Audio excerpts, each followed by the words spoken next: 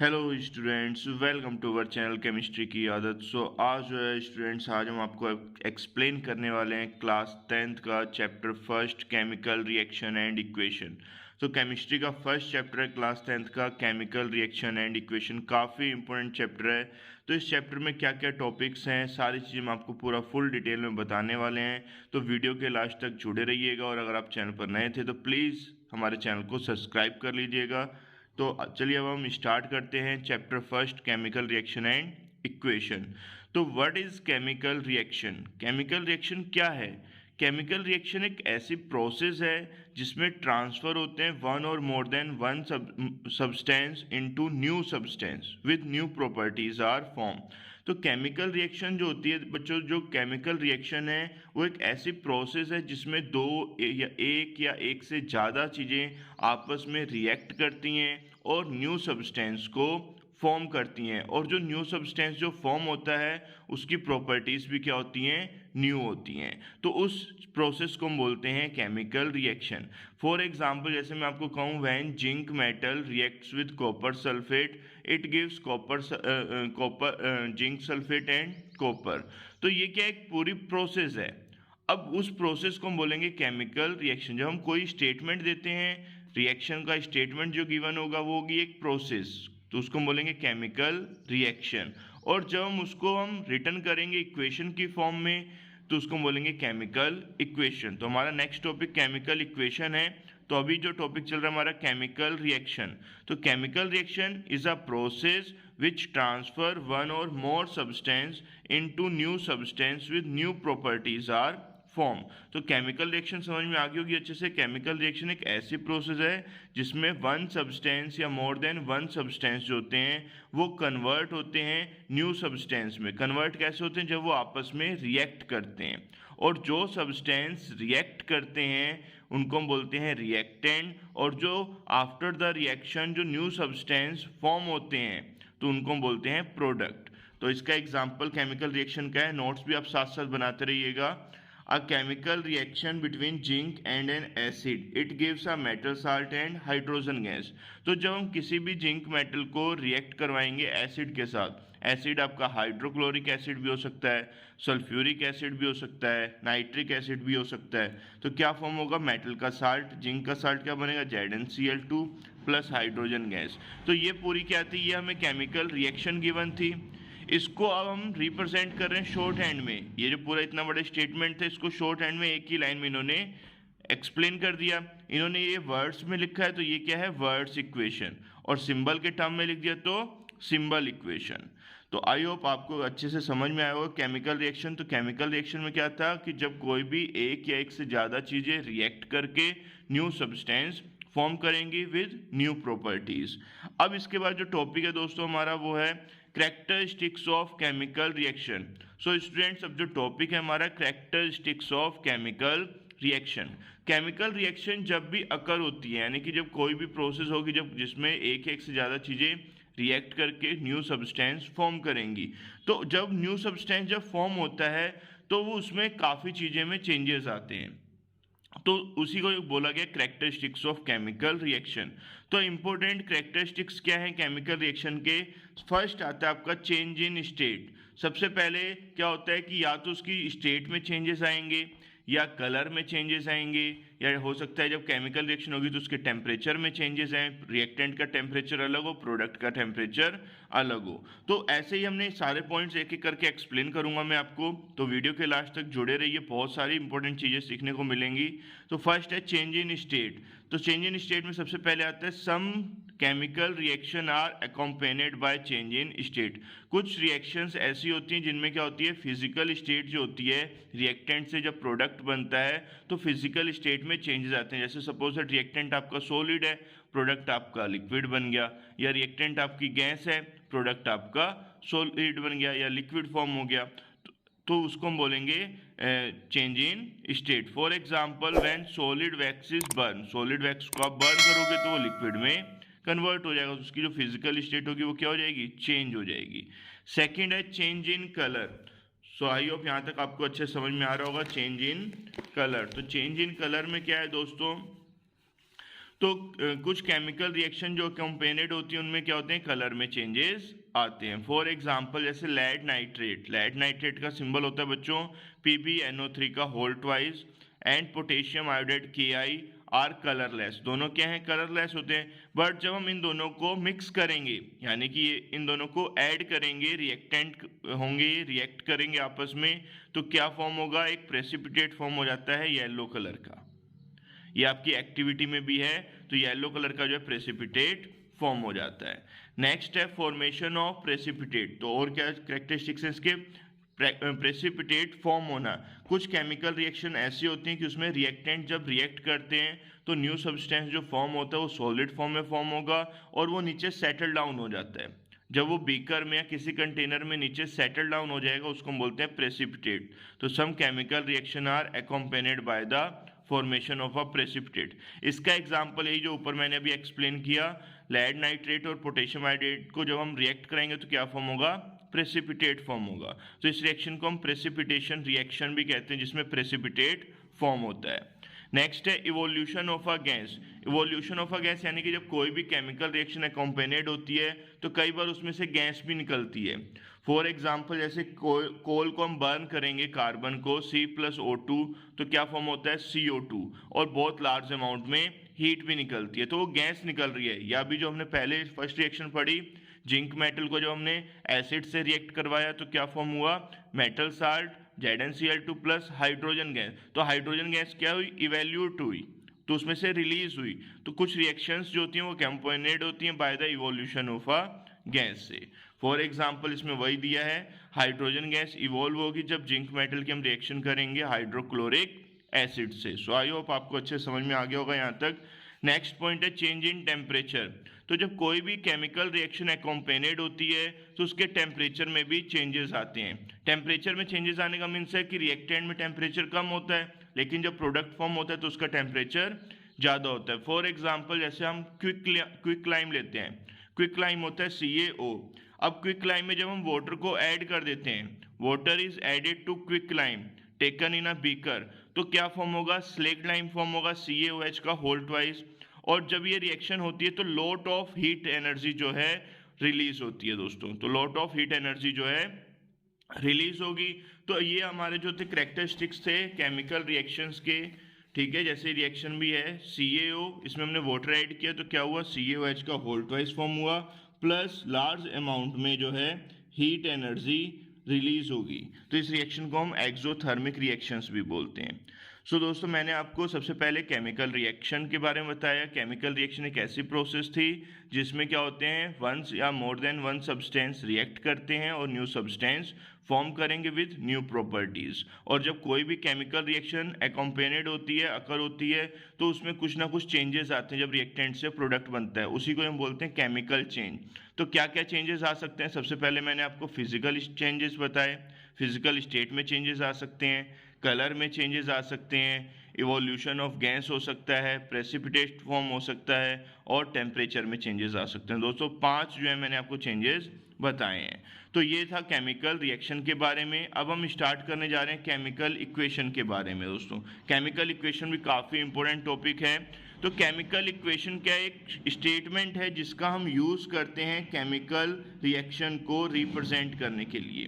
तो chemical equation is a statement used in chemistry to represent a chemical reaction. Chemical reaction को short hand में represent करने के लिए जो हम स्टेटमेंट यूज कर रहे हैं, जो हम स्टेटमेंट या इक्वेशन यूज कर रहे हैं केमिकल रिएक्शन को रिप्रेजेंट करने के लिए, इज कॉल्ड केमिकल इक्वेशन। तो केमिकल देखो, केमिकल रिएक्शन एक पूरा में स्टेटमेंट मिलेगा, उस स्टेटमेंट को एक शॉर्ट हैंड में रिप्रेजेंट करना कहलाएगा केमिकल इक्वेशन। तो chemical equations, how many types of chemical equation, तो chemical equation are of 2 types. Chemical reaction आपकी जो है 2 टाइप्स की होती हैं। फर्स्ट होती है वर्ड इक्वेशन, सेकंड होती है सिंबल इक्वेशन। तो वर्ड इक्वेशन का मीन जब हम उसको वर्ड में एक्सप्रेस करेंगे, इक्वेशन को वर्ड्स में लिखेंगे, जैसे जिंक का सिंबल Zn ना लिख के पूरी जिंक की स्पेलिंग लिख दी, हाइड्रोक्लोरिक एसिड ना लिख के HCl ना लिख के हाइड्रोक्लोरिक एसिड लिख दिया, तो वो आपकी वर्ड इक्वेशन कहलाएगी। तो a chemical reaction write in the form of word is called word equation. For example जैसे मैं यहाँ पे लिखूँ zinc plus hydrochloric acid change into zinc salt, क्या फॉर्म होगा, जिंक क्लोराइड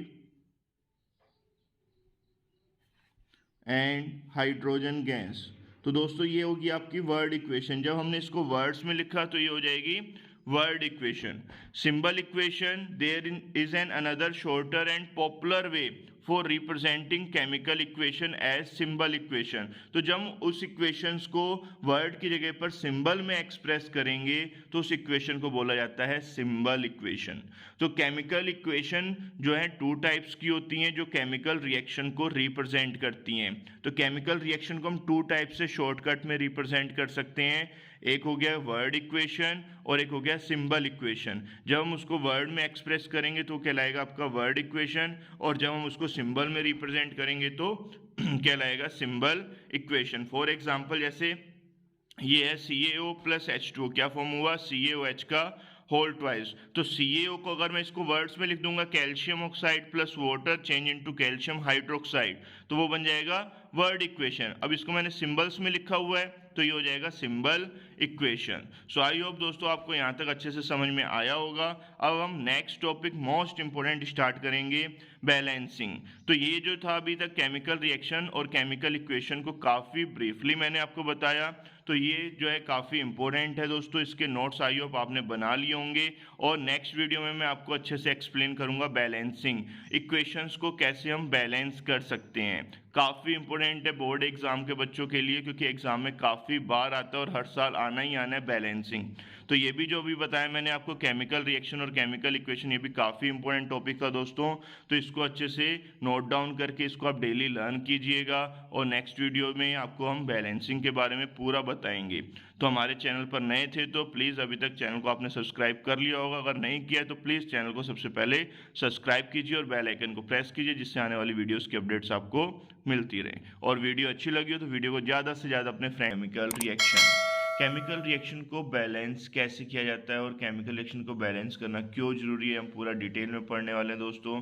तो केमिकल रिएक्शन के बारे में फुल डिटेल में हम आपको बताएंगे। तो केमिकल रिएक्शन होती क्या है, केमिकल रिएक्शन एक ऐसी प्रोसेस है जिसमें टू और मोर देन टू सब्सटेंस या वन और more than one substance react करते हैं और फॉर्म करते हैं new substance, is called chemical reaction. और जो न्यू सब्सटेंस फॉर्म होता है उसकी प्रॉपर्टीज भी न्यू होती हैं। और केमिकल रिएक्शंस जो होती हैं दोस्तों, वो इसमें जो सब्सटेंस टेक पार्ट करते हैं केमिकल रिएक्शन में आर कॉल्ड रिएक्टेंट, और जो न्यू सब्सटेंस फॉर्म होते हैं आर कॉल्ड प्रोडक्ट। और दोस्तों इसमें जो हम पढ़ने जा रहे हैं सबसे मेन जो टॉपिक है बैलेंसिंग ऑफ केमिकल रिएक्शन, और ये बोर्ड के जो स्टूडेंट्स हैं क्लास 10th के उनके लिए सबसे इम्पोर्टेंट है। और बैलेंसिंग ऑफ केमिकल रिएक्शन जो है ये 10th से लेके आपकी पूरे लाइफ टाइम में काम आने वाला है। तो इस वीडियो को लास्ट तक जरूर देखिएगा, सबसे इम्पोर्टेंट टॉपिक है केमिस्ट्री का, क्योंकि बैलेंसिंग ही जब तक नहीं आएगी आपको तब तक कोई भी केमिकल रिएक्शन करेक्ट नहीं होगी, आपकी राइट नहीं होगी, तो आपको फुल मार्क्स नहीं मिलेंगे। तो इसलिए केमिकल रिएक्शन कोई भी आपकी होती है उसकी जब हम केमिकल इक्वेशन में हम रिटर्न करते हैं, केमिकल इक्वेशन टू टाइप्स की होती हैं, word equation and symbol equation. तो वर्ड इक्वेशन और सिंबल इक्वेशन मैंने आपको लास्ट वीडियो में पूरी तरह से एक्सप्लेन किया है। तो आज मैं आपको एक्सप्लेन करने वाला हूँ बैलेंसिंग ऑफ केमिकल रिएक्शन। और जो फर्स्ट वीडियो जो मैंने अपलोड की थी जिसमें आपको केमिकल रिएक्शन फुल एक्सप्लेन किया है और केमिकल इक्वेशन, उसका लिंक जो है मैं डिस्क्रिप्शन में डाल रहा हूँ, वहाँ से आप देख सकते हैं, डिस्क्रिप्शन में लिंक होगा, वहाँ से आप ओपन कर सकते हैं। ठीक है, तो अब मैं स्टार्ट करने जा रहा हूँ बैलेंसिंग ऑफ केमिकल रिएक्शन। तो बैलेंसिंग ऑफ केमिकल इक्वेशन क्या है, तो केमिकल इक्वेशन को बैलेंस करना क्यों जरूरी होता है, क्योंकि जब तक नंबर ऑफ एटम हमारे इक्वल नहीं होंगे, जितना वो रिएक्टेंट है सेम उतना प्रोडक्ट का मास नहीं होगा, तब तक हमारा जो आउटकम्स है वो सही नहीं माना जाएगा, यानी कि जो रिएक्शन है आपकी वो करेक्ट नहीं मानी जाएगी। तो इसलिए केमिकल इक्वेशन को बैलेंस करना बहुत जरूरी होता है, जिससे कि जो हमारा टोटल मास जो है रिएक्टेंट का वो इक्वल हो जाए टोटल मास ऑफ प्रोडक्ट के। तो कोई भी केमिकल इक्वेशन जो होती है which has an equal number of atom of each element in the reactant and product is called a balanced equation. तो बैलेंस इक्वेशन कौन सी होती है? Are those equations in which number of atom जो होंगे रिएक्टेंट्स के वो equal होने चाहिए number of atom of products के, इज कॉल्ड बैलेंस्ड इक्वेशन। बहुत ही इजी नोट्स के साथ मैं आपको ये एक्सप्लेन कर रहा हूँ, तो वीडियो के एंड तक जुड़े रहिएगा, बहुत इंपॉर्टेंट चीज़ें आपको सीखने को मिलेंगी। तो बैलेंसिंग क्यों जरूरी है? क्योंकि टोटल मास जो होगा रिएक्टेंट का वो किसके इक्वल होना चाहिए? टोटल मास ऑफ प्रोडक्ट के। और वो इक्वल कब होता है? जब नंबर ऑफ एटम रिएक्टेंट्स के इक्वल होंगे number of atom of products के। तो उस इक्वेशन को हम बोलते हैं बैलेंस्ड केमिकल इक्वेशन। और अदरवाइज अगर आपकी chemical equation in which the number of atom of each kinds are not equal in the reactant and product is called unbalanced chemical equation. तो टू टाइप्स की equation होगी, balanced chemical equation and unbalanced chemical equation. तो balanced chemical equation कौन सी होती है बच्चों? जिसमें number of atom of each element in reactant equal होंगे प्रोडक्ट्स के, is called balanced chemical equation. और जब नंबर ऑफ एटम जो होंगे रिएक्टेंट्स के are not equal to number of atom of product, तो हो जाएगी आपकी unbalanced chemical equation. For example मैं ये एग्जाम्पल ले लेता हूँ, CaO प्लस H2O क्या फॉर्म हो रहा है? CaOH का होल ट्वाइस। बहुत इंपॉर्टेंट रिएक्शन है ये। Calcium oxide reacts with water, it gives calcium hydroxide. अब इस रिएक्शन में देखो रिएक्टेंट्स जो हैं, Ca है रिएक्टेंट, ये जो सब्सटेंस होते हैं इनको हम बोलते हैं रिएक्टेंट। इनको क्या बोला जाएगा? रिएक्टेंट। रिएक्टेंट्स क्यों कहते हैं इनको? क्योंकि ये टेक पार्ट कर रहे हैं केमिकल रिएक्शन में। जो सब्सटेंस टेक पार्ट करते हैं केमिकल रिएक्शन में इज कॉल्ड रिएक्टेंट, और जो न्यू सब्सटेंस फॉर्म होता है आर कॉल्ड प्रोडक्ट्स। क्या बोलेंगे? प्रोडक्ट। तो जो सब्सटेंस फॉर्म होता है, जो सब्सटेंस रिएक्ट करते हैं केमिकल रिएक्शन में या टेक पार्ट करते हैं केमिकल रिएक्शन में इज कॉल्ड रिएक्टेंट, और जो न्यू सब्सटेंस फॉर्म होते हैं आर कॉल्ड प्रोडक्ट। तो ये होती है केमिकल इक्वेशन। ये सिंबल्स के टर्म में, तो इसको बोलेंगे सिंबल इक्वेशन। अब इसमें देखो बैलेंसिंग करते कैसे हैं, हर एक नंबर ऑफ एलिमेंट को चेक करेंगे। इधर भी 1 Ca है, इधर भी 1 Ca, इधर 1 और 1 2 ऑक्सीजन है, इधर भी 2, क्योंकि 2 से मल्टीप्लाई हो रही है, होल ट्वाइस का मीन से इसमें भी 2 से मल्टीप्लाई और इसमें भी 2 से मल्टीप्लाई, हाइड्रोजन भी 2 है। तो ये हमारी बैलेंस्ड केमिकल इक्वेशन है। तो बैलेंसिंग करने के बहुत सारे मेथड हैं। एक तो डायरेक्ट मेथड है, एग्जाम में ज़्यादातर अब डायरेक्ट मेथड ही करते हैं, हिट एंड ट्रायल मेथड तो बहुत ही कम हो गया, लेकिन मैं आपको हिट एंड ट्रायल मेथड भी पूरा एक्सप्लेन करूंगा। तो सबसे पहले हम हिट एंड ट्रायल मेथड से ही शुरुआत करते हैं। तो हिट एंड ट्रायल मेथड जो है काफ़ी इंपॉर्टेंट भी है दोस्तों। तो सबसे पहले आपको समझ में आना चाहिए डेफिनेशन। तो बैलेंस्ड केमिकल इक्वेशन क्या है? जिसमें number of atom of reactant किसके इक्वल होंगे? Number of atom of products के। तो बैलेंसिंग कैसे करते हैं? जैसे हमने कोई एक सिंपल सी इक्वेशन ले ली, H2 plus O2 change into H2O, H2 plus O2 change into H2O। इधर हाइड्रोजन कितने? 2, इधर भी 2, इधर ऑक्सीजन कितने? 2, बट इधर कितने हैं? 1। तो ये क्या होगी? अनबैलेंस्ड। अब अनबैलेंस्ड है केमिकल इक्वेशन, इसको हमें क्या करना है? बैलेंस करना है। बैलेंस करने के दो मेथड है, एक है सिंपल मेथड और एक है हिट एंड ट्रायल मेथड। तो सिंपल मेथड में क्या करते हैं, जितने ऑक्सीजन है इस साइड 2 ऑक्सीजन है, इधर कितने थे? 1। तो जिस साइड जितने एटम कम होते हैं उस साइड उतने नंबर से मल्टीप्लाई कर देंगे। 2 से मल्टीप्लाई कर दी तो ऑक्सीजन तो 2 हो गए, बट हाइड्रोजन या कितने हो गए? 2 2 जा 4, और इधर कितने थे? 2। तो फिर हमने H2 में भी क्या कर दिया? 2 से मल्टीप्लाई। इसमें हमें सिर्फ मल्टीप्लाई ही करनी होती है, डिवाइड वगैरह या सब्ट्रैक्ट एडिशन नहीं करते। सिंपल मेथड में जिस साइड जितने एटम कम होते हैं उस साइड उसी नंबर से मल्टीप्लाई करके ऐसे नंबर से, ऐसे होल नंबर से मल्टीप्लाई करनी होती है, जिससे कि हमारी जो इक्वेशंस के जो एटम्स जो है रिएक्टेंट प्रोडक्ट के वो क्या हो जाएं? इक्वल हो जाएं। बहुत सारे एग्जाम्पल बताऊंगा, तो वीडियो के लास्ट तक जुड़े रहिए। अब सबसे इंपॉर्टेंट है हिडन ट्रायल मेथड। तो हिडन ट्रायल मेथड्स में क्या है, इसमें आपको क्या करनी पड़ती है? टेबल्स बनानी पड़ती हैं। टेबल कैसे बनानी है? फर्स्ट कॉलम में एलिमेंट, सेकंड कॉलम में number of atom in left hand side, third column में number of atom in right hand side. हर एक टेबल में 3 कॉलम्स बनेंगे। फर्स्ट कॉलम में एलिमेंट, जितने भी एलिमेंट्स होंगे, अब जैसे इसमें रिएक्टेंट में 2 एलिमेंट्स हैं, प्रोडक्ट में भी 2 ही हैं, तो 2 एलिमेंट्स लिए H और O। अगर एक और भी एलिमेंट होते तो ऐसे नीचे वो आ जाते इसी कॉलम में।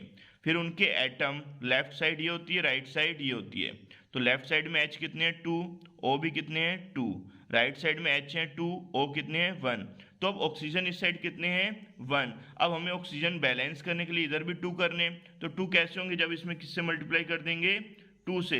तो मल्टीप्लाई राइट हैंड साइड में हमने किससे कर दी 2 से मल्टीप्लाई कर दी, तो ये क्या हो जाएगा 2H2O।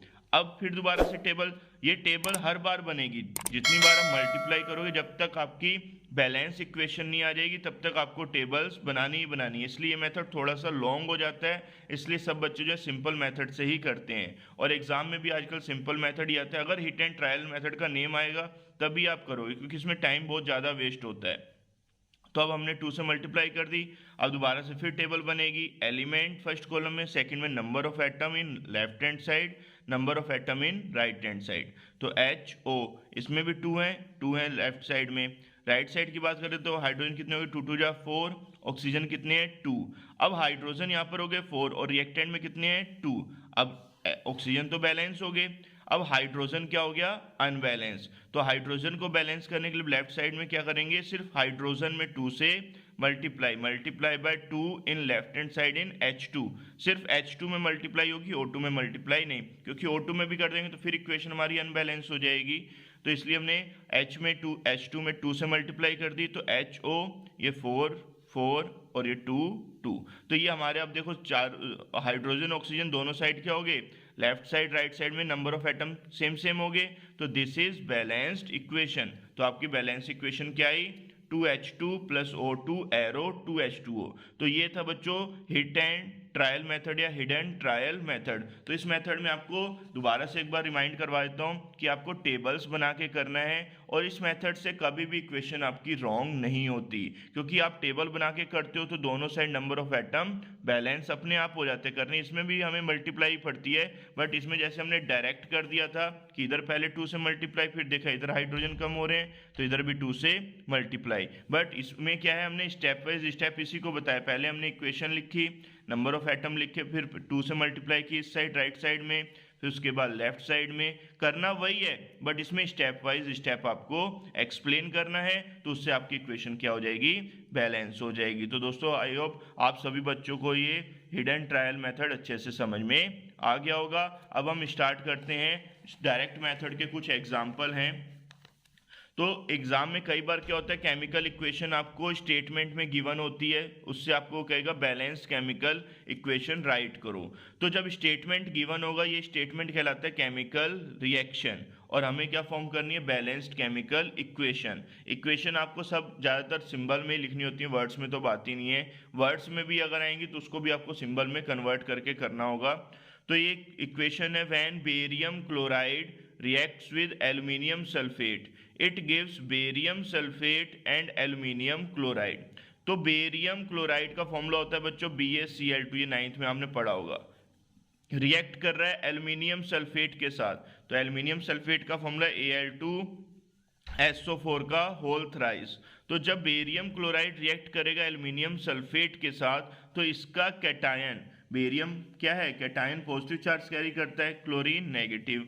ऐसे एल्यूमिनियम +3 चार्ज करेगा, कैटायन है ये एनायन। तो फर्स्ट वाले का कैटायन सेकंड के एनायन के साथ जुड़ेगा, और फर्स्ट का एनायन सेकंड के कैटायन के साथ जुड़ के प्रोडक्ट्स फॉर्म करेंगे। देखो बेरियम सल्फेट बना, एल्यूमिनियम क्लोराइड। तो अब ये इक्वेशन क्या आपकी अनबैलेंस्ड है। अनबैलेंस क्यों है, क्योंकि इधर क्लोरीन 2 है, यहाँ पर कितने हैं 3, एल्यूमिनियम 2 है, यहाँ पर कितने हैं 1। अब इसको हमें क्या करना है बैलेंस करना है। तो यहाँ पर मैं आपको डायरेक्ट मेथड से ही बैलेंस करना सिखाऊंगा। तो डायरेक्ट मेथड से बैलेंस कैसे करते हैं, इधर एल्यूमिनियम कितने हैं 2 और प्रोडक्ट वाली साइड कितने हैं 1। तो प्रोडक्ट वाली साइड किससे मल्टीप्लाई करेंगे 2 से मल्टीप्लाई कर देंगे। तो ये हमने 2 से क्या की मल्टीप्लाई कर दी, तो 2AlCl3 हो गया। अब यहाँ पर क्लोरीन कितने हो गए 3 2 जा 6, और यहाँ पर सल्फेट कितने थे 1, और रिएक्टेंट में कितने हैं 3 सल्फेट हैं। तो साफ साफ दिख रहा है सल्फेट को बैलेंस करने के लिए इसमें क्या कर देंगे बेरियम सल्फेट में 3 से मल्टीप्लाई। अब यहाँ 3 से मल्टीप्लाई की तो बेरियम यहाँ पर कितने हो गए 3, तो इधर भी क्या कर देंगे 3 से मल्टीप्लाई, क्योंकि हमें हर एक एटम को इक्वल करना है। एक भी एटम जो है अनबैलेंस हुआ तो आपकी इक्वेशन अनबैलेंस मानी जाएगी। बैलेंस तभी होगी जब आपके number of atom of reactant equal होंगे number of atom of product के, तो तभी वो आपकी बैलेंस्ड केमिकल इक्वेशन होगी। ठीक है, तो अब हम नेक्स्ट करते हैं equation. When potassium sulphate reacts with magnesium chloride it gives potassium chloride and magnesium sulphate. तो सबसे पहले पोटेशियम सल्फेट का फॉर्मूला पता होना चाहिए, K2SO4 रिएक्ट कर रहा है मैग्नीशियम क्लोराइड MgCl2, तो it gives potassium chloride KCl and magnesium sulphate MgSO4। तो अब ये बैलेंस है अनबैलेंस है? अनबैलेंस है, साफ साफ दिख रहा है, यहाँ पोटेशियम 2 है, प्रोडक्ट में पोटेशियम 1 है, तो बैलेंस कैसे होंगे? KCl में 2 से मल्टीप्लाई कर देंगे, तो 2 KCl हो गए और 2 पोटेशियम हो गए और क्लोरीन भी कितने हो गए? 2। तो दोस्तों इस तरह से आप जो है इक्वेशंस को बैलेंस करोगे। बैलेंस कैसे करना है? किसी भी एक ऐसे नंबर से मल्टीप्लाई करनी है, होल नंबर से मल्टीप्लाई करनी है, जिससे कि रिएक्टेंट के एटम और प्रोडक्ट के एटम क्या हो जाएं? इक्वल हो जाएं। जैसे हमें यहाँ पता चला K2 है, Cl2 है, बट प्रोडक्ट में 1 1 है, तो हमने 2 से क्या कर दी? मल्टीप्लाई, तो बैलेंस होगी। ऐसे नेक्स्ट क्वेश्चन है इसका, when nitrogen gas reacts with hydrogen it gives ammonia। तो N2 plus H2 गैस जब देखो जो भी आपकी मोनोएटॉमिक गैसेस होती हैं वो आपकी डाई एटॉमिक होती हैं। जैसे नाइट्रोजन गैस है तो ये हमेशा डाई एटॉमिक फॉर्म में मिलती है N2, हाइड्रोजन गैस H2 की फॉर्म में, आपकी क्लोरीन गैस Cl2 की फॉर्म में, ऑक्सीजन गैस O2, ये सब डाई एटॉमिक है। तो N2 plus H2 क्या फॉर्म हुआ? NH3, ये भी क्या है? अनबैलेंस। तो बैलेंस कैसे होगी? तो नाइट्रोजन कितने? 2, रिएक्टेंट में, प्रोडक्ट में है 1, तो प्रोडक्ट में क्या कर देंगे? 2 से मल्टीप्लाई। अब नाइट्रोजन तो बैलेंस हो गए, बट हाइड्रोजन इतने इधर हो गए आपके 3 2 जा 6, और प्रोडक्ट वाली साइड कितने, सॉरी रिएक्टेंट में कितने? 2, प्रोडक्ट में तो 6 हो गए। अब रिएक्टेंट में 6 करने के लिए हमने क्या कर दिया? 3 से मल्टीप्लाई कर दिया। तो ये अब आपकी जो इक्वेशन होगी N2 plus 3H2 क्या फॉर्म हो गया? 2NH3। तो ये स्टेप से हम कोई भी अगर हमें केमिकल इक्वेशन मिल जाए तो हम उसको बैलेंस कर सकते हैं, सिंपल मेथड से भी और हिडन ट्रायल मेथड से भी। मैंने आपको दोनों मेथड अच्छे से ब्रीफली समझा दिए हैं। अगर किसी को कोई डाउट्स होता है तो कमेंट बॉक्स में वो पूछ भी सकता है, और अगर कोई इक्वेशन आपसे बैलेंस नहीं हो रही है तो भी आप कमेंट बॉक्स में डाल के आप पूछ सकते हो। तो अगर आप हमारे चैनल पर नए थे तो प्लीज़ चैनल को अभी तक आपने सब्सक्राइब कर लिया होगा, अगर नहीं किया तो सबसे पहले आप चैनल को सब्सक्राइब कीजिए, क्योंकि चैप्टर वाइज मैं वीडियो अपलोड डेली कर रहा हूं और आपको इजी नोट्स जो हैं प्रोवाइड करवा रहा हूं। तो इसके बाद अब जो नेक्स्ट टॉपिक आएगा हमारा exothermic endothermic types of chemical reaction, तो वो मैं ब्रीफली आपको एक्सप्लेन करूँ। केमिकल रिएक्शन एंड इक्वेशन का most important topic exothermic reaction and endothermic reaction briefly explain करेंगे, तो वीडियो के लास्ट तक जुड़े रहिएगा। और चैनल पर नए थे तो प्लीज़ चैनल को सब्सक्राइब कर लीजिएगा। तो चलिए अब हम स्टार्ट करते हैं कि what is an exothermic reaction. तो एक्सोथर्मिक रिएक्शंस क्या होती हैं? The chemical reaction which occur with the evolution of heat along with the formation of products। तो ऐसी केमिकल रिएक्शन जब वो अकर होंगी, जब वो कंप्लीट होंगी, तो उसमें से इवोल्यूशन होगा हीट का, यानी कुछ ना कुछ हीट जो है रिलीज होगी along with the formation of product। जब हमारी केमिकल रिएक्शन होती है, केमिकल रिएक्शन क्या है कि जब आपके वन और more than one substance react करते हैं और वो फॉर्म करते हैं new substance are called chemical reaction. तो जब न्यू सब्सटेंस फॉर्म होते हैं तो these substance are called product, और जो सब्सटेंस रिएक्ट करते हैं आर कॉल्ड रिएक्टेंट। रिएक्टेंट्स क्या होते हैं? The substance which take part in a chemical reaction is called reactant, और जो न्यू सब्सटेंस फॉर्म होते हैं आर कॉल्ड प्रोडक्ट। और जब आपके रिएक्टेंट रिएक्ट करें और क्या फॉर्म करेंगे? प्रोडक्ट, और उसमें से लॉट ऑफ हीट एनर्जी क्या हो? रिलीज हो, तो उसको हम बोलते हैं एक्सोथर्मिक रिएक्शन। तो ऐसी रिएक्शन जिसमें क्या हो? प्रोडक्ट जब फॉर्म होगा तो उसमें हीट भी क्या हो? इवेल्युएट हो तो या रिलीज हो, तो उसको हम बोलेंगे एक्सोथर्मिक रिएक्शन। तो ये काफ़ी इंपॉर्टेंट टॉपिक है इस चैप्टर का। और हम कैसे एग्जाम में कई बार क्या होता है डेफिनेशन के साथ साथ आ जाता है कि एक इक्वेशन गिवन, अब इसमें बताओ एक्सोथर्मिक है या एंडोथर्मिक, तो उसको हम कैसे आइडेंटिफाई करेंगे कि एक्सोथर्मिक है या एंडोथर्मिक? तो उसके लिए क्या होता है कि अगर रिएक्टेंट वाले साइड हीट पॉजिटिव में है, जरूरी नहीं है कि खाली हीट ही लिखा होगा, इसकी कुछ ना कुछ अमाउंट भी गिवन होती है। जैसे मान लो 205 किलो जूल या 520 किलो जूल, कुछ आपके न्यूमेरिकल वैल्यू में गिवन होगी हीट एनर्जी। तो अगर वो प्रोडक्ट वाली साइड पॉजिटिव है तो भी एक्सोथर्मिक होगा। अगर ये प्लस हीट रिएक्टेंट वाली साइड नेगेटिव में आ जाती है, माइनस में हीट लिखा होगा या माइनस में न्यूमेरिकल वैल्यू लिखी होगी, तो वो आपका होगा एक्सोथर्मिक रिएक्शन। तो आप इस टाइप से एग्जाम में आइडेंटिफाई भी कर सकते हैं कि कौन सी केमिकल एक्सोथर्मिक रिएक्शन और कौन सी एंडोथर्मिक रिएक्शन। तो एक्सोथर्मिक रिएक्शन कैसे आप आइडेंटिफाई करोगे? प्रोडक्ट वाली साइड प्लस हीट होना चाहिए या रिएक्टेंट वाली साइड माइनस हीट होगा, यानी कि रिएक्टेंट जब रिएक्ट करेगा तो जब प्रोडक्ट फॉर्म करेगा तो लॉट ऑफ हीट एनर्जी क्या होगी? रिलीज होगी। तो उस रिएक्शन को हम बोलते हैं exothermic reaction. Most important reaction है दोस्तों। इससे पहले वाली वीडियोस में हमने केमिकल रिएक्शन ब्रीफली एक्सप्लेन किया हुआ है, केमिकल इक्वेशन भी, बैलेंसिंग ऑफ केमिकल इक्वेशन भी।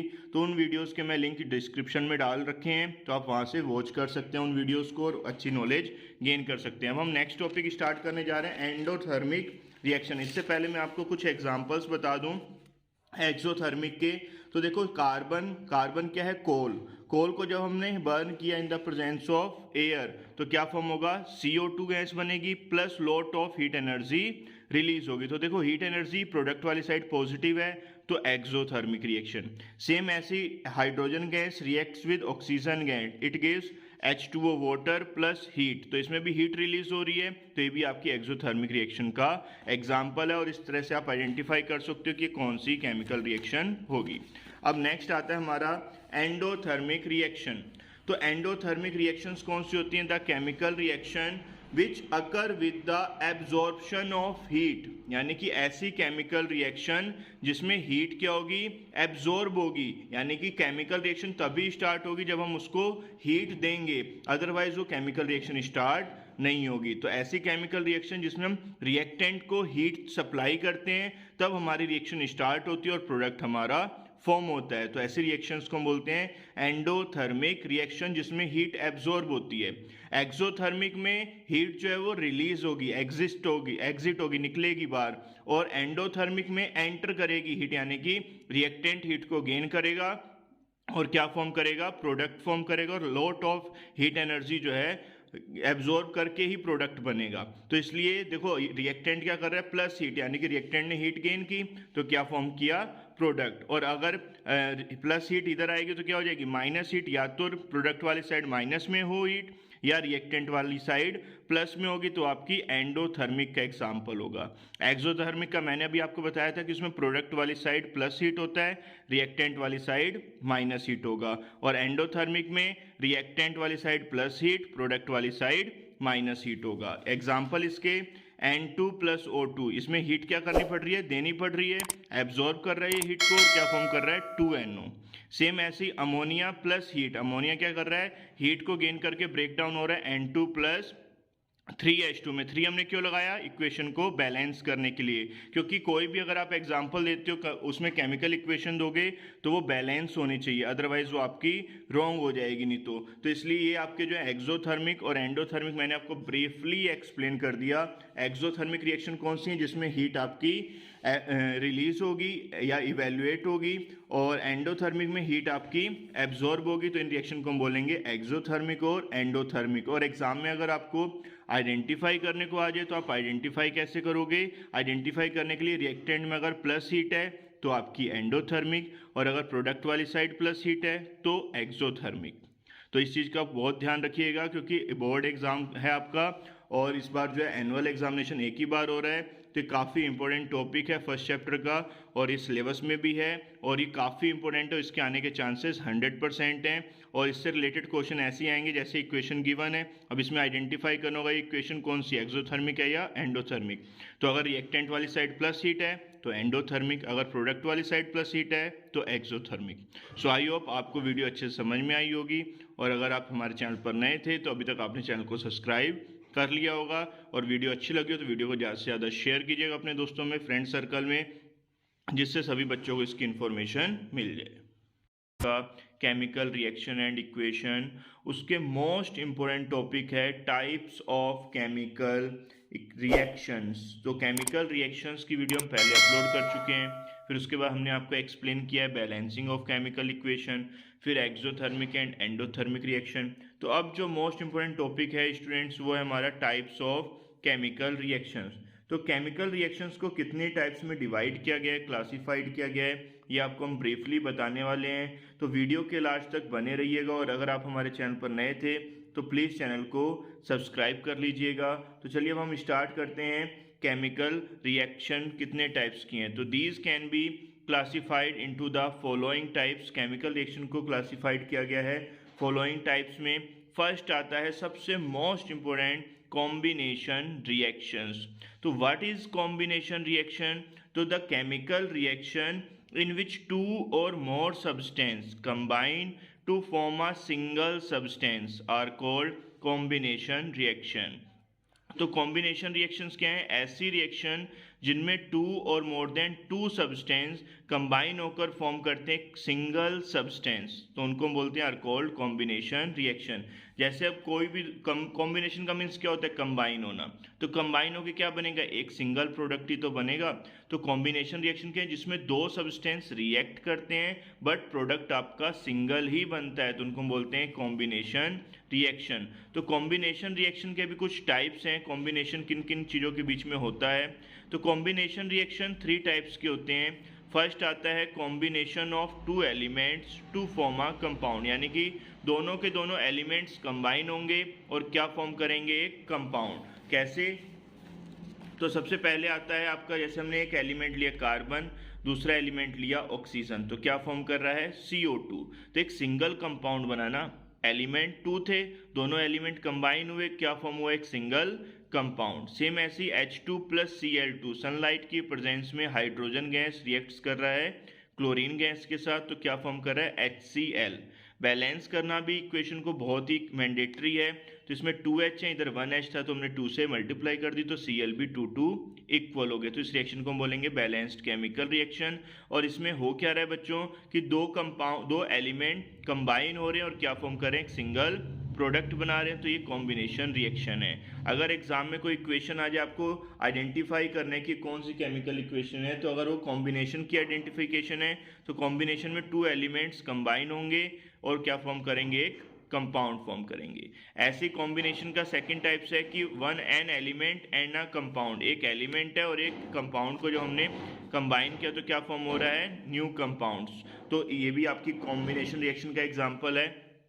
फॉर एग्जाम्पल जैसे 2NO nitric oxide reacts with oxygen, it gives nitrogen dioxide.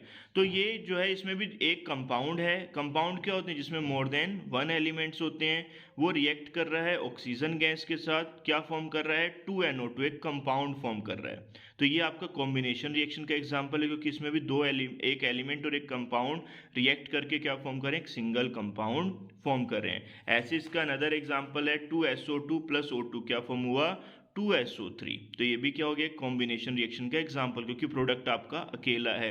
Reactant एक से ज़्यादा होने चाहिए और प्रोडक्ट आपका एक ही होगा, तो वो होगी आपकी कॉम्बिनेशन रिएक्शन। सेम ऐसे ही अब कॉम्बिनेशन रिएक्शन है टू कंपाउंड्स के बिटवीन, दोनों के दोनों कंपाउंड्स रिएक्ट करके एक न्यू सिंगल कंपाउंड फॉर्म करेंगे, तो वो भी क्या कहलाएगी? Combination reaction. फॉर एग्जाम्पल जैसे NH3 प्लस HCl, क्या फॉर्म हो रहा है? NH4Cl। तो NH3 का नेम होता है बच्चों अमोनिया, HCl हाइड्रोक्लोरिक एसिड या हाइड्रोजन क्लोराइड भी लिख सकते हो। दोनों रिएक्ट करके कंबाइन होकर क्या फॉर्म करें? Ammonium chloride. NH4Cl का नेम होता है अमोनियम क्लोराइड। अब आप बच्चों पूछ रहे होगे कि ब्रैकेट में G और S क्या है? G का मीन्स होता है गैस, S का मीन्स होता है सॉलिड, अगर L लिखा होगा लिक्विड, जैसे ये L लिखा है लिक्विड। AQ का मीन्स होता है एक्वस। इसी का सेकंड एग्जांपल है quick lime CaO reacts with water, क्या फॉर्म करेगी? स्लेट लाइम CaOH का होल ट्वाइस। केमिकल नेम है इसका कैल्शियम हाइड्रोक्साइड, कॉमन नेम है स्लेट लाइम। इसका है क्विक लाइम। जैसे घरों में दीवारों पे वाइट वॉशिंग में यूज़ हम क्या करते हैं? क्विक लाइम यूज़ करते हैं। क्विक लाइम सूखा चूना होता है, उसमें वाटर ऐड कर देंगे तो क्या फॉर्म होगा? Slate lime. और इसमें lot of heat energy release होती है, इसलिए ये आपका एक एक्सोथर्मिक रिएक्शन का एग्जाम्पल भी है। तो आई होप आपको कॉम्बिनेशन रिएक्शन अच्छे से समझ में आ गई होगी। अब हम सेकंड पे चलते हैं, डीकम्पोजिशन रिएक्शन। तो डीकम्पोजिशन का मीन्स क्या होता है? डीकम्पोज होना, ब्रेक डाउन होना। तो जब वन सब्सटेंस ब्रेक डाउन होगा टू और मोर देन टू सब्सटेंस में, तो उसको हम बोलते हैं डीकम्पोजिशन रिएक्शन। तो डीकम्पोजिशन रिएक्शन जो है ये अपोजिट होता है कॉम्बिनेशन रिएक्शन का। क्यों? क्योंकि कॉम्बिनेशन में क्या होता है, दो एलिमेंट्स कंबाइन होकर एक सिंगल प्रोडक्ट बन रहा था। डीकम्पोजिशन में क्या हो रहा है, एक सिंगल रिएक्टेंट ब्रेक डाउन हो रहा है टू और मोर देन टू सिंपलर में। तो अपोजिट हो गया ना। ये क्वेश्चन एग्जाम में कई बार पूछा गया है, why combination reaction is an opposite of decomposition reaction, या decomposition reaction is an opposite of combination reaction. Why? Because in combination reaction when two or more than two substance react to form a single substance are called combination reaction. But in decomposition reaction, one substance can be break down into two or more than two substance, simpler substance are called decomposition reaction. अब decomposition reaction जो है इसमें हम decompose कर रहे हैं substance को, break down कर रहे हैं। अब वो break down किसकी वजह से करते हैं हम? heat की वजह से। heat हमें कितनी फॉर्म में मिलती है? थर्मल हीट, इलेक्ट्रिसिटी से भी हीट मिलती है और सनलाइट से भी। तो इसलिए डीकम्पोजिशन रिएक्शन जो है ये थ्री टाइप्स की हैं। तो डीकम्पोजिशन रिएक्शंस जो हैं थ्री टाइप्स की हैं। तो substance are known as decomposition reaction. तो these reaction takes place when energy जो हम सप्लाई करेंगे किस फॉर्म में करेंगे? हीट, लाइट और इलेक्ट्रिसिटी की उसमें। तो डीकम्पोजिशन रिएक्शन जो होती हैं रिवर्स होती हैं कॉम्बिनेशन रिएक्शन का। तो सबसे पहला डीकम्पोजिशन का टाइप है decomposition reaction by heat. Heat का मीन्स होता है थर्मल। तो इस रिएक्शन को हम बोलते हैं थर्मल डीकम्पोजिशन। एग्जाम में लास्ट फर्स्ट टर्म में क्वेश्चन आया था कि एक इक्वेशन गिवन थी, उसमें बताना था कि ये कौन सा डीकम्पोजिशन है, normal decomposition, thermal decomposition, electrical, photochemical. ठीक है, तो कौन सा है, तो उसके लिए हमें पढ़ना पड़ेगा सबके बारे में। तो वीडियो के लास्ट तक बने रहिएगा, हर एक चीज़ इंपॉर्टेंट बताएंगे आपको। तो थर्मल डीकम्पोजिशन रिएक्शन कौन सी होती है? जब डीकम्पोजिशन जो होगा कंपाउंड्स का वो अकर होगा बाय हीटिंग से। तो एरो के ऊपर जब हीट लिखा होगा या ट्रायंगल का साइन बना होगा, क्योंकि हीट को ट्रायंगल के साइन से रिप्रेजेंट करते हैं, तो उस रिएक्शन को हम बोलेंगे थर्मल डीकम्पोजिशन रिएक्शन। तो थर्मल डीकम्पोजिशन कब होगी? जब वन सब्सटेंस जैसे PbNO3 का होल ट्वाइस लेड नाइट्रेट को हमने हीट किया, तो ये ब्रेक डाउन हुआ किसमें? Lead oxide plus nitrogen dioxide plus oxygen gas में। तो वन सब्सटेंस ब्रेक डाउन हो रहा है टू और मोर सिंपलर सब्सटेंस में, तो ये होगी हमारी डीकम्पोजिशन रिएक्शन। बट जब डीकम्पोजिशन रिएक्शन अकर होती है बाय हीट से, तो इस रिएक्शन को हम बोलेंगे thermal decomposition reaction. Most important है। और एक नेक्स्ट जो एग्जाम्पल बताने जा रहा हूँ बच्चों, बहुत इंपॉर्टेंट है, इसको नोट डाउन जरूर कर लेना। What happen when ferrous sulphate is heated, या which gas is evolve when ferrous sulphate is heated. तो फेरस सल्फेट का फॉर्मूला होता है FeSO4। ये क्वेश्चन बहुत बार एग्जाम में आया हुआ है। तो फेरस सल्फेट को जब हम हीट करेंगे यानी कि थर्मल डीकम्पोजिशन करेंगे, तो ये ब्रेक डाउन होगा Fe2O3 plus SO2 and SO3 में। अब Fe2O3 प्रेसिपिटेट बनेगा ब्राउन कलर का, जिसको हम रस्ट बोलते हैं, और SO2 सल्फर डाइऑक्साइड और सल्फर ट्राईऑक्साइड गैस जो है ये हमारी रिलीज होगी। एग्जाम में काफी बार पूछेगी कौन सी गैस रिलीज होती है जब हम फेरस सल्फेट को हीट करते हैं, तो SO2 एंड SO3 गैस जो है रिलीज होती है बच्चों। अब नेक्स्ट है डीकम्पोजिशन बाय इलेक्ट्रिसिटी। ये भी मोस्ट इंपॉर्टेंट है। पहला हमने पढ़ा decomposition by thermal, decomposition by heat का मीन्स हो गया थर्मल, तो उसको हमने बोला थर्मल डीकम्पोजिशन। अब नेक्स्ट है हमारा डीकम्पोजिशन बाय इलेक्ट्रिसिटी, यानी कि इलेक्ट्रिसिटी की हेल्प से हमें ब्रेक डाउन करना है सब्सटेंस को। तो decomposition reaction can also occur by passing electricity through a substance is called electrical decomposition. तो उस डीकम्पोजिशन को हम क्या बोलेंगे? इलेक्ट्रिकल डीकम्पोजिशन, जिसमें एरो के ऊपर इलेक्ट्रिसिटी लिखा होगा। तो इस तरह से हम इजिली आइडेंटिफाई कर सकते हैं कि अगर डीकम्पोजिशन में एरो के ऊपर हीट है तो थर्मल डीकम्पोजिशन, अगर एरो के ऊपर इलेक्ट्रिसिटी लिखा है तो इलेक्ट्रिकल डीकम्पोजिशन, अगर एरो के ऊपर सनलाइट लिखा है तो photochemical decomposition. So I hope आपको अच्छे समझ में आ रहा होगा। आगे बने रहिए वीडियो में, तो और भी अच्छी चीज़ें आपको सिखाऊंगा। तो स्टूडेंट्स, इलेक्ट्रिकल डीकम्पोजिशन का एग्जांपल है 2H2O चेंज इनटू इलेक्ट्रिसिटी की प्रेजेंस में 2H2 प्लस O2। तो इसमें क्या हुआ, वाटर हमारा डिकम्पोज हो रहा है in the presence of electricity, या इलेक्ट्रिसिटी की हेल्प से हम वाटर को डिकम्पोज करें किसमें? H2 प्लस O2 में। सेम ऐसे ही अब थर्ड है हमारा फोटोकेमिकल डिकम्पोजिशन। फोटोकेमिकल डिकम्पोजिशन जो होता है सनलाइट की प्रेजेंस में होता है, तो इसको हम बोलते हैं डिकम्पोजिशन बाय सनलाइट। तो सनलाइट की प्रेजेंस में जब डिकम्पोजिशन रिएक्शन आल्सो अकर होगी with sunlight is called photochemical decomposition. बहुत इंपॉर्टेंट है बच्चों, बहुत इजी भी है। देखो अगर आपको आइडेंटिफाई करने को आ जाए केमिकल रिएक्शन, तो अगर दो सब्सटेंस मिलकर एक कंपाउंड बना रहे हैं तो कॉम्बिनेशन रिएक्शन हो गया, और अगर वन सब्सटेंस ब्रेक डाउन हो रहा है टू और मोर सब्सटेंस में तो वो डीकम्पोजिशन हो गया। बट अगर उस टाइम पे अगर डीकम्पोजिशन में अगर आपके एरो के ऊपर हीट लिखा है तो थर्मल डीकम्पोजिशन, इलेक्ट्रिसिटी लिखा है इलेक्ट्रिकल डीकम्पोजिशन, अगर सनलाइट लिखा है तो फोटोकेमिकल डिकम्पोजिशन। तो इसका एग्जांपल सिल्वर क्लोराइड AgCl को हमने ब्रेक डाउन किया सनलाइट की प्रेजेंस में। सनलाइट का सिंबल H न्यू होता है, न्यू यहाँ पर फ्रीक्वेंसी है, H आपका प्लांक कांस्टेंट है। ये ब्रेक डाउन हो रहा है 2Ag + Cl2 में, तो ये आपका फोटोकेमिकल डिकम्पोजिशन का एग्जाम्पल है। नेक्स्ट है डिस्प्लेसमेंट रिएक्शन। तो डिस्प्लेसमेंट रिएक्शन क्या है? अ chemical reaction in which one element take the place of the another element in a compounds are called displacement reaction। तो displacement reaction एक ऐसी केमिकल रिएक्शन है जिसमें वन एलिमेंट जो होता है वो टेक प्लेस होता है अनदर एलिमेंट पे, यानी कि वो दूसरे की पोजीशन ले लेता है, तो उसको हम बोलते हैं डिस्प्लेसमेंट रिएक्शन। डिस्प्लेस का मीन्स क्या है? एक जो ना दूसरे की जगह पे चल जाए वो उसकी जगह पर आ जाए। तो ऐसी केमिकल रिएक्शन जिसमें वन एलिमेंट जो है पोजीशन ले लेता है, take the place of another element in a compound are called displacement reaction. और एक चीज मोस्ट इंपोर्टेंट इसमें याद रखने वाली है कि मोर एक्टिव मेटल जो होती है वही डिस्प्लेस करती है लेस रिएक्टिव मेटल को फ्रॉम अ कंपाउंड। तो लेस रिएक्टिव कभी भी हाई रिएक्टिव को डिस्प्लेस नहीं कर सकती, हमेशा मोर रिएक्टिव ही या मोर एक्टिव मेटल ही लेस रिएक्टिव को डिस्प्लेस करेगी। कभी भी less reactive metal does not displace by high reactive metal. For example जैसे जिंक है, जिंक मेटल रिएक्ट्स कर रहा है कॉपर सल्फेट के साथ, क्या फॉर्म कर रहा है? Zinc sulphate plus copper. Same ऐसी कॉपर प्लस जिंक सल्फेट क्या फॉर्म कर रहा है? कोई रिएक्शन नहीं करेगा, बिकॉज कॉपर यहाँ पर लेस रिएक्टिव है, ये हाई रिएक्टिव को डिस्प्लेस नहीं कर सकता।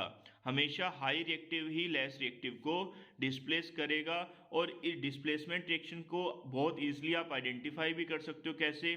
इसमें वन एलिमेंट होगा और वन कंपाउंड, आगे भी वन कंपाउंड और वन एलिमेंट ही फॉर्म होगा। तो इस तरह से कॉम्बिनेशन में जैसे दो रिएक्टेंट थे, आगे एक प्रोडक्ट था। डिकम्पोजिशन में वन रिएक्टेंट था, प्रोडक्ट दो या दो से ज़्यादा थे। अब डिस्प्लेसमेंट में वन एलिमेंट और वन कंपाउंड होगा, आगे भी वन कंपाउंड और वन एलिमेंट फॉर्म होगा, तो इसको हम बोलेंगे डिस्प्लेसमेंट रिएक्शन। अब नेक्स्ट टॉपिक है बच्चों डबल डिस्प्लेसमेंट रिएक्शन। तो डबल डिस्प्लेसमेंट रिएक्शन हमेशा दो कंपाउंड्स के बीच में होती है, एलिमेंट के बीच में कभी नहीं होती। दोनों कंपाउंड रिएक्ट करेंगे और आगे भी दो ही कंपाउंड फॉर्म होंगे, तो उसको हम बोलेंगे डबल डिस्प्लेसमेंट रिएक्शन। और उसमें होता क्या है कि म्यूचुअल एक्सचेंज होते हैं। तो डबल डिस्प्लेसमेंट रिएक्शन में क्या होता है कि जो रिएक्शन जो होती है इसमें टू कंपाउंड्स रिएक्ट करते हैं और वो फॉर्म करते हैं two other compounds by mutual exchange of atom या group of atoms are called double displacement reaction.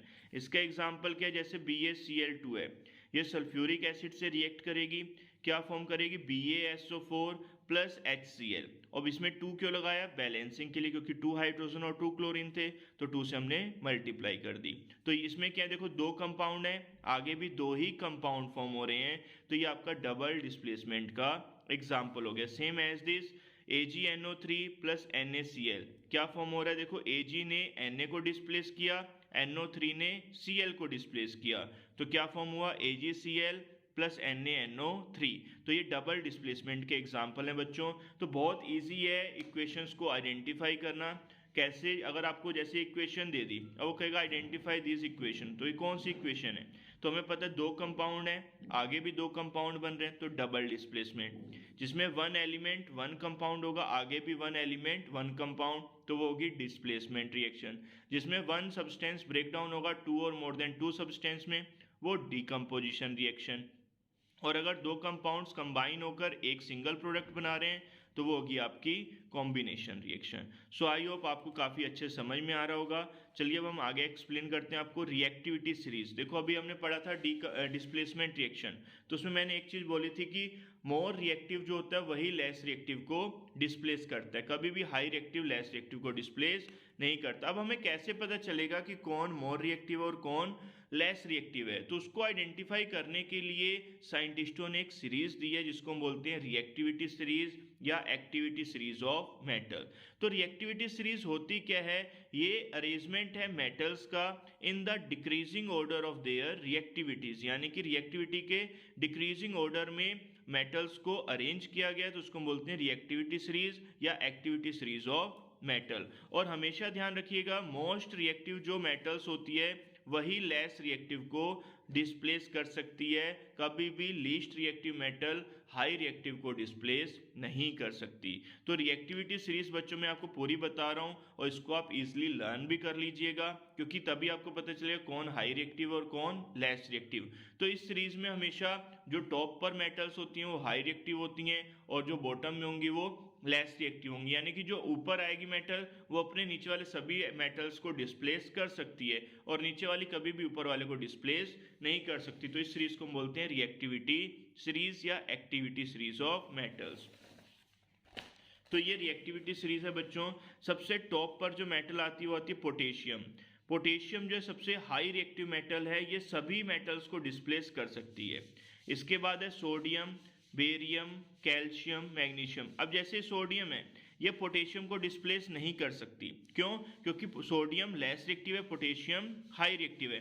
तो यानी कि जो मेटल जिस सीरीज में जहां पर है वो अपने से नीचे वालों को सबको डिस्प्लेस कर सकती है, बट अपने से ऊपर वालों को डिस्प्लेस नहीं कर सकती। तो ऐसे ये मेटल्स का अरेंजमेंट है। मैग्नीशियम के बाद aluminium, zinc, iron, cobalt, nickel, tin, SN, lead, PB, इनके सिंबल भी आप लर्न कर लीजिएगा। ये हाइड्रोजन। तो हाइड्रोजन से ऊपर जितनी मेटल्स होती हैं हाई रिएक्टिव होती हैं और ये जो है नेचर में हमेशा ओर्स की फॉर्म में मिलती हैं और नेचर में ये हमेशा कंबाइन स्टेट्स में मिलेंगी। अब हाइड्रोजन से जो लिस्ट हैं वह है कॉपर, मरकरी, सिल्वर, गोल्ड और प्लेटिनम। ये ऐसी मेटल हैं नेचर में जो है फ्री स्टेट्स में मिलती हैं और प्योर फॉर्म में मिलती हैं। आज से 10 साल बाद भी अगर वो चीज़ दबी हुई है अर्थ में तो वो वैसे की वैसे ही मिलेगा गोल्ड, उसमें जो है सिर्फ हल्की सी मेटलर्जी करने पर भी वो प्योर हो जाएगा। बट जैसे आयरन है, टिन है या मैग्नीशियम है, कैल्शियम, इसको अगर हम अर्थ में दबा के रख देंगे तो ये साल बाद ही क्या हो जाएगा? खराब हो जाएगा, रस्टिंग की प्रोसेस आ जाएगी ड्यू टू ऑक्सीडेशन। और इन मेटल्स का जो है जो लीस्ट रिएक्टिव है इनका ऑक्सीडेशन जल्दी से नहीं होता, इसलिए सबसे लीस्ट हैं। और गोल्ड और सिल्वर सबसे ज़्यादा लीस्ट रिएक्टिव हैं, प्लेटिनम भी, क्योंकि ये नेचर में बिल्कुल प्योर फॉर्म में मिलती हैं और इनमें इनका ऑक्सीडेशन इजीली नहीं हो पाता।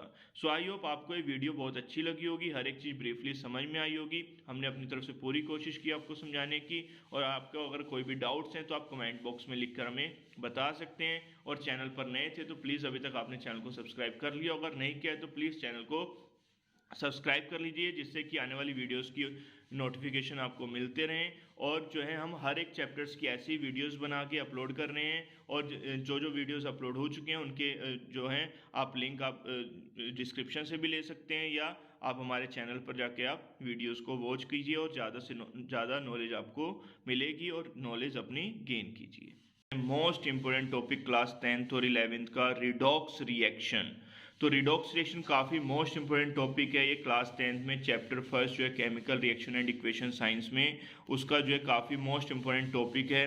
तो हम आपको ब्रीफली एक्सप्लेन करने वाले हैं redox reaction, oxidation, reduction, oxidising agent, reducing agent.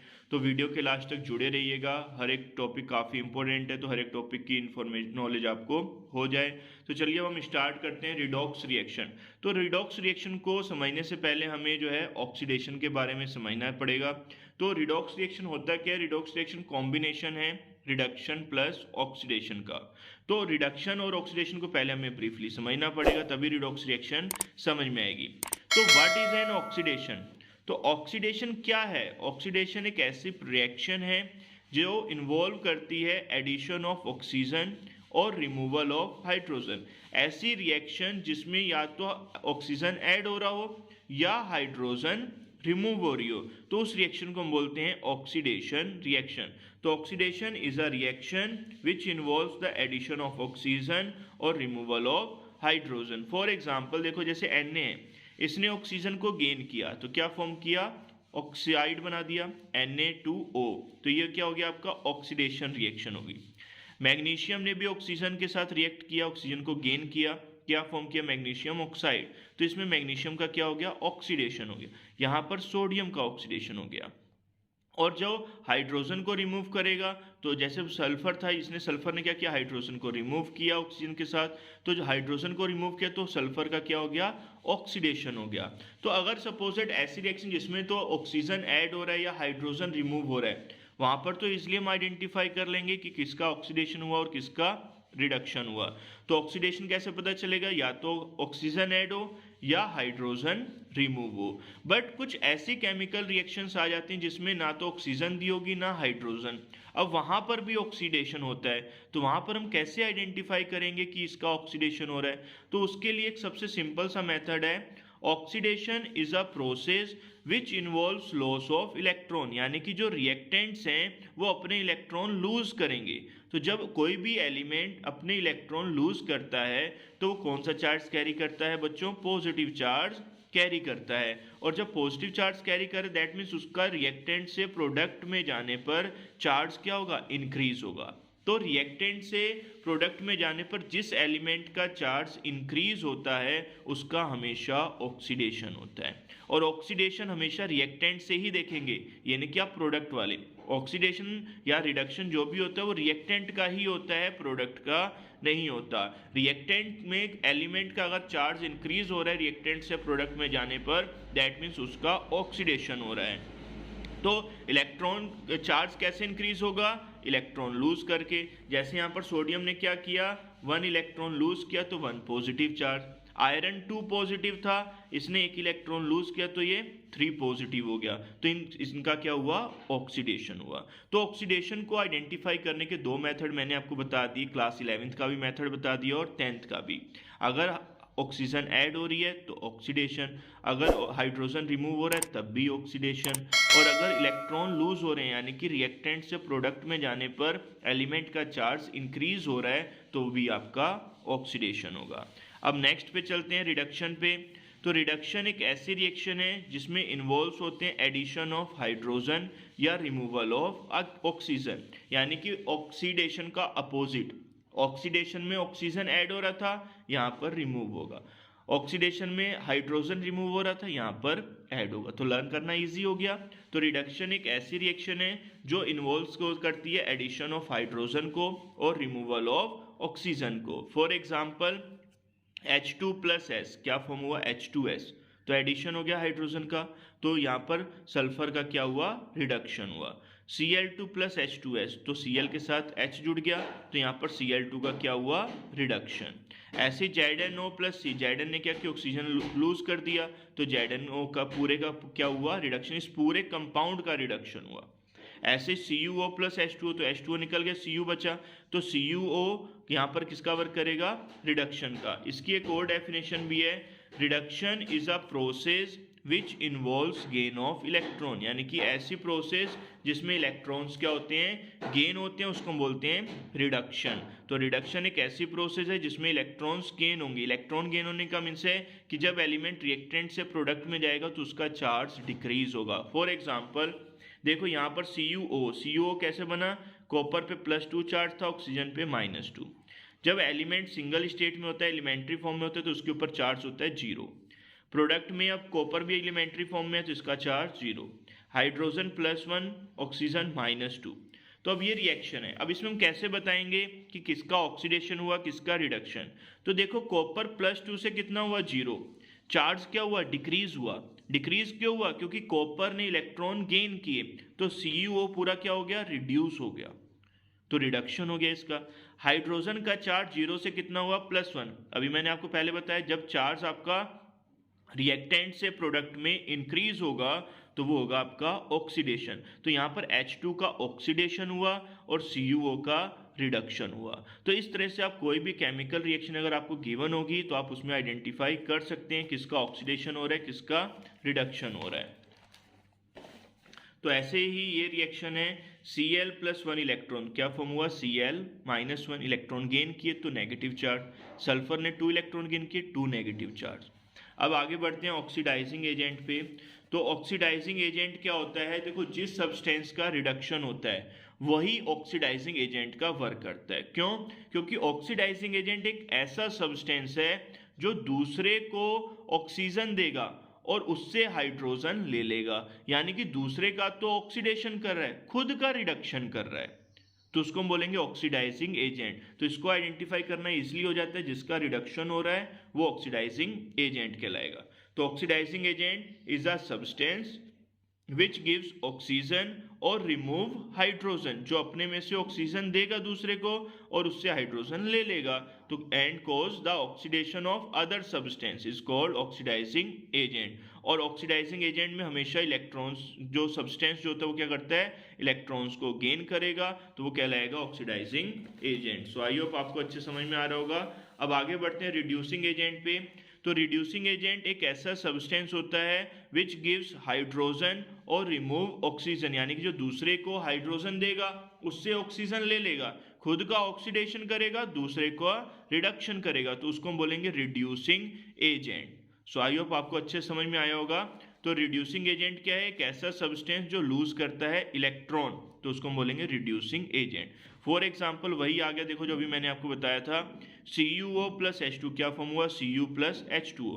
तो यहाँ पे कॉपर पे +2 चार्ज, ऑक्सीजन पे -2, हाइड्रोजन एलिमेंट्री है तो 0, कॉपर 0, हाइड्रोजन +1, ऑक्सीजन -2। तो चार्ज देखो कॉपर का +2 से क्या हुआ, 0, यानी कि इसने इलेक्ट्रॉन गेन किए, कितने इलेक्ट्रॉन गेन किए, 2 इलेक्ट्रॉन, तो इसका हो गया रिडक्शन।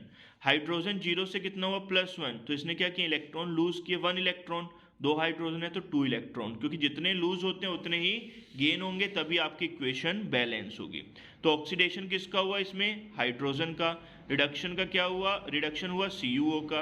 अब जिसका रिडक्शन होता है वही ऑक्सीडाइजिंग एजेंट का वर्क करेगा, और जिसका ऑक्सीडेशन होता है वो रिड्यूसिंग एजेंट का वर्क करेगा। सो आई होप आपको अच्छे से समझ में आया होगा ब्रीफली, क्योंकि एग्जाम में ये इक्वेशन आएगी उसमें आपको चारों चीज़ें आइडेंटिफाई करने को आ सकती हैं।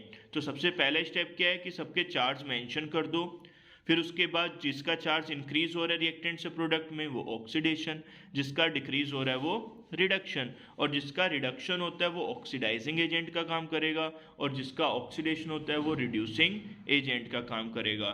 सो आई होप आपको ये अच्छे समझ में आ गया होगा। अब मैं आपको एक्सप्लेन करने जा रहा हूँ एक और एग्जाम्पल, जिससे कि आपको अच्छे से टॉपिक समझ में आ जाए। तो Zn प्लस CuSO4, क्या फॉर्म हुआ, ZnSO4 प्लस Cu। तो सबसे पहला स्टेप सबके ऊपर चार्ज मेंशन कर दो, 0, +2, -2, +2, क्योंकि कंपाउंड जो होता है उसमें एक पॉजिटिव होता है और एक नेगेटिव।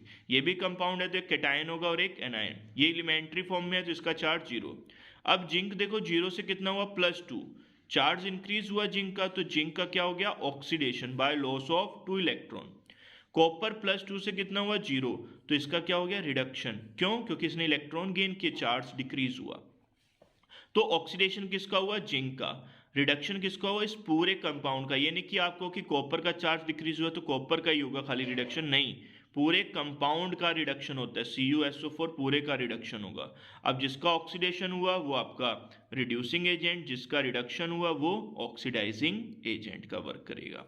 सो आई होप आपको अच्छे समझ में आ गया होगा। अब नेक्स्ट टॉपिक लास्ट है रिडॉक्स रिएक्शन, जो चल ही रहा था। तो रिडॉक्स रिएक्शन क्या हुआ, कंक्लूजन क्या निकला, the reaction which involves reduction and oxidation both are takes place is called redox reaction, जिसमें ऑक्सीडेशन भी हो और रिडक्शन भी हो तो उसको हम बोलेंगे redox reaction. So I hope आपको ये काफ़ी अच्छे समझ में आ गया होगा पूरा टॉपिक रिडॉक्स रिएक्शन। तो रेड का मीन्स होता है रिडक्शन, ऑक्स का मीन्स ऑक्सीडेशन। तो redox reaction is a reaction in which reduction and oxidation both are takes place is called redox reaction. और रिडक्शन भी मैंने आपको ब्रीफली बता दिया, ऑक्सीडेशन भी बता दिया, रिड्यूसिंग एजेंट भी और ऑक्सीडाइजिंग एजेंट भी। तो वीडियो अच्छी लगी हो तो वीडियो को ज़्यादा से ज़्यादा शेयर कीजिएगा, और अभी तक चैनल पर नए थे तो प्लीज़ चैनल को सब्सक्राइब कर लीजिए, जिससे आने वाली वीडियोस की अपडेट्स आपको मिलती रहे। और हमारे चैनल के माध्यम से आपको हर एक चैप्टर के जो है ईजी नोट्स प्रोवाइड करवाएंगे। तो ये ईजी नोट्स के थ्रू हमने आपको ब्रीफली एक्सप्लेन कर दिया टॉपिक।